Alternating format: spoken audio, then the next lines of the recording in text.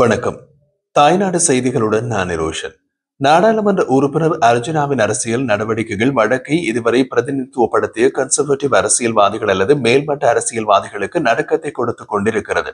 குறிப்பாக தமிழ் தேசிய மக்கள் முன்னணியின் நாடாளுமன்ற உறுப்பினர் கஜேந்திரகுமார் பொன்னம்பலத்தினுடைய அரசியல் ஊசலாடி கொண்டிருப்பதாக அர்ஜுனா எம்பி குறிப்பிடுகிறார். அதாவது செம்மணி விவகாரம், கடிதங்கள் அனுப்புதல் மற்றும் தையீட்டி விகாரை தொடர்பாக மட்டுமே இவர்களுடைய அரசியல் காணப்படுவதாகவும் மக்களுக்காக இறங்கி செய்கின்ற ஒரு அரசியல் நிலைமை காணப்படவில்லை என்பதையும் அர்ஜுனா எம்பி சுட்டிக்காட்டுகிறார். அர்ஜுனா எம்பி மேலும் தெரிவித்த போது, கஜேந்திரகுமார் பொன்னம்பலம் நாடாளுமன்றத்தில் தனிப்பட்ட முறையில் என்னுடன் நட்பாக பழகக்கூடிய ஒருவர். சபாநாயகரால் எனக்கு பேச்சுரிமை மறுக்கப்பட்ட விடயத்தை கடந்த அமர்வில் சுட்டிக்காட்டி சபாநாயகருடன் வாக்குவாதத்தில் ஈடுபட்ட ஒருவர். அந்த விதத்தில் தனிப்பட்ட முறையில் அவருக்கும் எனக்கும் எந்த பிரச்சனையும் இல்லை. இருந்த போதிலும் அரசியல் என்ற அடிப்படையில் அவர்களுடைய அரசியல் வேறு, என்னுடைய அரசியல் வேறு என்றார். அண்மையில் உள்ளூராட்சி சபை தேர்தலில் தமிழ் தேசிய மக்கள் முன்னணி தலைமையில் உருவாக்கப்பட்டிருந்த அரசியல் கூட்டணி தொடர்பாகவே அர்ஜுனா எம்பி கடுமையான குற்றச்சாட்டுகளை முன்வைக்கின்றார். காரணம், தமிழ் தேசிய அரசியல் ரீதியில் கஜேந்திரகுமார் பொன்னம்பலம் அரசியல் செய்கின்ற பொழுது கடந்த காலங்களில் தமிழ் மக்களுக்கு எதிரான விரோத செயற்பாடுகளில் ஈடுபட்டிருந்த இயக்கங்களை அல்லது ஒட்டுக்குழுக்களாக செயற்பட்டவர்களை இணைத்துக் கொண்டு புதிய அரசியல் கூட்டணி என்ற பெயரில் தமிழ் மக்களுக்காக ஒன்றாக இருக்கிறோம் என்று காட்ட வேண்டாம் என்று குறிப்பிட்டார். அதன்படி சந்திரகுமார், செல்வம் அடைக்கலநாதன், ஐங்கரநேசன், ஸ்ரீஸ் பிரேமச்சந்திரன் போன்றவர்களுடன் கூட்டு சேர்ந்து நிற்பது தமிழ் மக்களுக்கான அரசியலுக்கு எதிரான நிலைப்பாடு என்பதையும் அர்ஜுனா எம்பி சுட்டிக்காட்டினார். இது ஒரு புறம் இருக்க, யாழ்ப்பாணத்திற்கு வருகை தந்திருந்த ஜனாதிபதியின் தலைமையில் இடம்பெற்றிருந்த மாவட்ட அபிவிருத்தி குழு கூட்டத்தில் தையேட்டி விகாரை தொடர்பான வாத பிரதிவாதங்கள் இடம்பெற்றிருந்தது. அதே நேரம் தையேட்டி விகாரை அகற்றப்பட வேண்டும் என்ற கோரிக்கைகளை வைத்து தொடர் போராட்டங்களை முன்னெடுத்து வரும் கஜேந்திரகுமார் பொன்னம்பலம் ஒரு ஊடகவியலாளர் சந்திப்பில் விகாரை பிரச்சனைக்கு தீர்வு என்ன என்பது தொடர்பாக கேள்வி எழுப்பப்பட்டது. இதற்கு பதில் வழங்கிய அவர், குறித்த மாவட்ட அபிவிருத்தி குழு கூட்டத்தில் ஜனாதிபதியிடம் கேட்கப்பட்ட கேள்விக்கு ஆளுநரும் அர்ஜுனா எம்பியும் குழப்பகரமான பதில்களை வழங்கினார்கள் என்று பதில் அளித்திருந்தார். இது தொடர்பாக தற்போது விளக்கம் அளித்துள்ள அர்ஜுனா எம்பி, குறித்த கூட்டத்தில் தையேட்டி விகாரையை வைத்து அரசியல் செய்யும் நிலைப்பாட்டினால் தமிழ் சிங்கள மக்களுக்கிடையில் பிளவுகளை ஏற்படுத்த முயற்சிகள் இடம்பெற்று வருகிறது என்ற ரீதியிலேயே தான் கருத்து தெரிவித்ததாக குறிப்பிடுகிறார். அதே நேரம் அவர் மேலும் தெரிவிக்கையில், தையேட்டி விகாரை அமைந்துள்ள 21 ஏக்கர் காணி சம்பந்தமான பிரச்சனைக்காக வெறுமெனவே பௌர்ணமி நாளில் மட்டும் போய் போராட்டம் செய்வதில் எந்த பலனும் இல்லை என்பதை நான் நேரே கஜேந்திரகுமாருக்கு சொல்லி இருக்கிறேன் என்றும் குறிப்பிட்டார் அர்ஜுனா எம்பி. குறித்த விகாரை சம்பந்தமான பிரச்சனைகள் தொடர்பில் மேலும் தொடர்ந்த அர்ஜுனா எம்பி, குறித்த விகாரையின் விகாராதிபதியிடம் தாம் நேரடியாக பேசிய போது 21 ஏக்கர் காணியில் 13 ஏக்கர் காணியும் மீண்டும் தருவதாக குறிப்பிட்டிருக்கிறார். உள்ளே காணொலி எடுக்க முடியாது, இருந்தாலும் விகாராதிபதியிடம் அனுமதி பெற்று குறித்த காணொலியை பதிவு செய்து வைத்திருக்கிறேன்.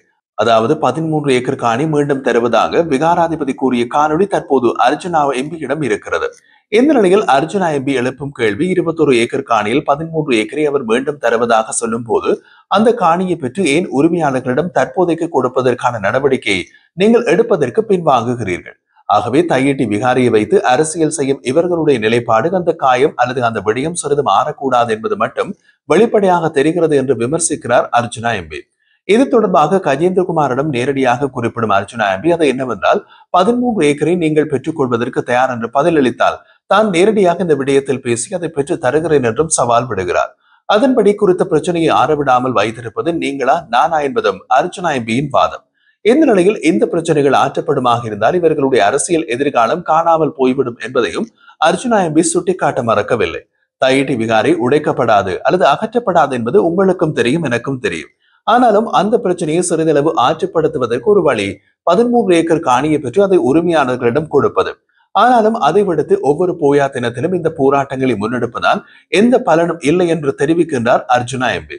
தொடர்ந்து பேசிய அர்ஜுனா எம்பி, இவர்களைப் போல உள்ளொன்று வைத்து வெளியொன்று பேசும் அரசியல்வாதியாகவோ அல்லது முதுகில் குத்தும் அரசியல்வாதியாகவோ நான் இல்லை. இவர்கள் ராஜதந்திரிகள் போல் நடந்து கொள்கிறார்கள். நான் மக்களுக்கான அரசியலை முன்னெடுக்கிறேன். ஒரு காலத்தில் என்னால் முன்னெடுக்கப்படும் அரசியல் சிங்கள மக்கள் மத்தியிலும் விரும்பப்படும். அதன்படி சிங்கள மக்கள், தமிழ் மக்கள் என்று இரு தரப்பினராலும் விரும்பப்படும் ஒரு அரசியல்வாதியாக நான் வருவேன் என்றும் அவர் சவால் விடுத்தார். இப்போது இந்த தையேட்டி விகாரை பிரச்சனை தொடர்பாக சிங்கள மக்கள் மத்தியில் கொண்டு சேர்க்க சிங்கள மொழியில் ஒரு காணொலியை பதிவிட உள்ளதாக குறிப்பிடும் அர்ச்சனா எம்பி, ஒரு காலத்தில் சிங்கள மக்களே தையேட்டி விகாரையை தமிழர்களுக்காக விட்டு தருவார்கள் என்றும் ஆணித்தனமாக கூறுகிறார். இதை நாடாளுமன்றத்தில் நான் தொடர்ந்து இருந்தால் என்னால் செய்ய முடியும் என்று நம்பிக்கை கூறும் அவர், அரசியல்வாதியாக நான் தொடர்ந்து இருப்பேனோ அல்லது நாடாளுமன்ற உறுப்பினராக தொடர்ந்து இருப்பேனோ என்று தெரியவில்லை, எல்லாமே மக்களின் கைகளில் உள்ளது என்கிறார். மன்னார் வைத்தியசாலை விவகாரம் மீண்டும் அடிபட தொடங்கியுள்ளது. மன்னார் வைத்தியசாலையில் சிந்துஜாவின் குடும்பம் தவித்து நின்ற நேரத்தில் எந்த ஒரு அரசியல்வாதியும் உதவுவதற்கு முன்வரவில்லை. அந்த நேரத்தில் வைத்தியர் அர்ஜுனாவுக்கு வந்த தொலைபேசி அழைப்பை எடுத்து எதையும் யோசிக்காமல் துணிந்து சென்று தட்டி கேட்ட பெருமை வைத்தியர் அர்ஜுனாவுக்கே உரித்தானது. அதைவிட இந்த பிரச்சனை சம்பந்தமாக நீதி கேட்டு வைத்தியசாலைக்கு நுழைந்ததற்கு போடப்பட்ட வழக்குகள், அதன் காரணமாக அவர் அனுபவித்த சிறை தண்டனை, இவற்றை மன்னார் மக்களும் சிந்துஜாவின் குடும்பமும் மறந்துவிட முடியாது. ஆனால் இன்று இவரை கைது செய்ய வேண்டும் என்ற நீதிமன்ற தீர்ப்பு வந்ததற்கு பின்பு மூவர் கைது செய்யப்பட்டுள்ளனர். அதன் பின் ஒரு சிலர் வைத்தியர் அர்ஜுனாவை செய்தவற்றை மறைத்து தாங்கள் தான் அந்த விஷயத்தை வெளியே கொண்டு வந்து நீதிக்காக போராடியதாக இன்று நாடகம் ஆடுகிறார்கள். மன்னார் வைத்தியசாலையில் இது முதலாவது மருத்துவ கொலை அல்ல. இதற்கு முன்பும் எத்தனையோ கொலைகள் நீதி கேட்க யாரும் இல்லாமல், தட்டி கேட்பதற்கு யாரும் முன்வராமல் மறைக்கப்பட்டிருக்கிறது. அர்ஜுனா எனும் ஒரு புயல் வைத்தியசாலையில் அடித்ததன் காரணமாக சிந்துஜாவின் மரணத்திற்கு என்று நீதி பேசப்படுகிறது. இல்லாவிட்டால் இதுவும் யாருக்கும் தெரியாமல் கடந்து போயிருக்கும். முன்னாள் ஜனாதிபதி மஹிந்த ராஜபக்ச அரசியல் பழிவாங்கல்களை முன்னிலைப்படுத்தி நடைபெறும் கைதுகள் அவற்றை மேற்கொள்ளும் அரசாங்கத்திற்கே பாதகமாக மாறும் என்று எச்சரிக்கை விடுத்துள்ளார். மக்கள் மத்தியில் செயல்பாட்டு ரீதியிலான அரசியல் நடவடிக்கைகளில் ஈடுபடுவது அவசியம் என்றும் அவர் தெரிவித்திருந்தார். ஸ்ரீலங்கா பொதுஜன பெரமுனவின் தொகுதி அமைப்பாளர் நியமனங்களை முன்னிட்டு நடைபெற்ற சிறப்பு கலந்துரையாடலில் கட்சியின் பொதுச் செயலாளர் சாகர காரியவசம், முன்னாள் நாடாளுமன்ற உறுப்பினர் ஜான்ஸ்டன் பெர்னாண்டோ உட்பட பல கட்சியினருடன் மஹிந்த ராஜபக்சவும் கலந்து கொண்டார். இந்த சந்திப்பில் நாட்டின் தற்போதைய அரசியல் மற்றும் பொருளாதார நிலைமை குறித்து சாகர காரியவசம் விரிவாக விளக்கம் அளித்தார். நாட்டின் பொருளாதாரம் இந்த ஆண்டுக்கான இலக்கிடப்பட்ட வளர்ச்சியை அடையாது எனும் முன்னறிவிப்பையொட்டி மஹிந்த ராஜபக்ச ஆழ்ந்த அதிருப்தி தெரிவித்தார்.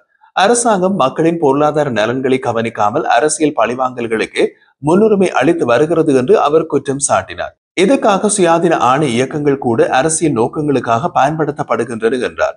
அவர் மேலும் அரசியல் பழிவாங்கல்களை முன்னிலைப்படுத்தி நடைபெறும் கைதுகள் அரசாங்கத்தின் நம்பிக்கையினையும் மக்கள் ஆதரவையும் சீர்குலைக்கும். அரசியல் அரங்கில் செயற்பாடுகளை தீவிரப்படுத்துவதுதான் எங்கள் கட்சிக்கான சிறந்த பதிலாக இருக்கும் என்று கூறினார்.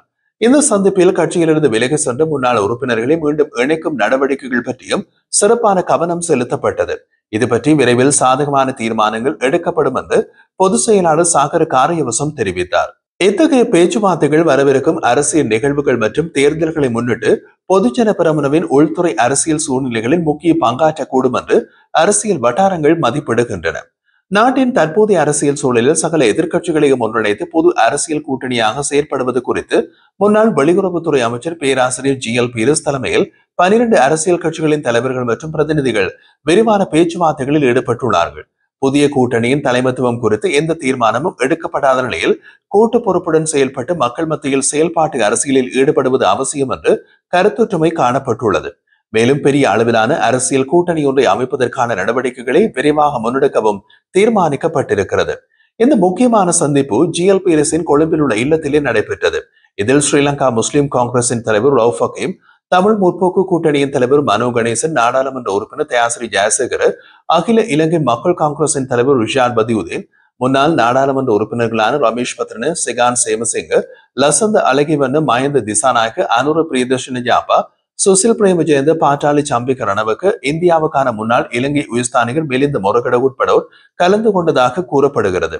சந்திப்பின் போது நாட்டின் தற்போதைய பொருளாதார மற்றும் அரசியல் நிலைமை, நாடாளுமன்றத்தில் எதிர்க்கட்சிகளுக்கு வழங்கப்படும் குறைந்த வாய்ப்புகள், அமெரிக்காவினால் இலங்கைக்கு விதிக்கப்பட்டுள்ள 20% பரஸ்பர தீர்வு வரி உட்பட பல விடயங்கள் விரிவாக விவாதிக்கப்பட்டுள்ளது.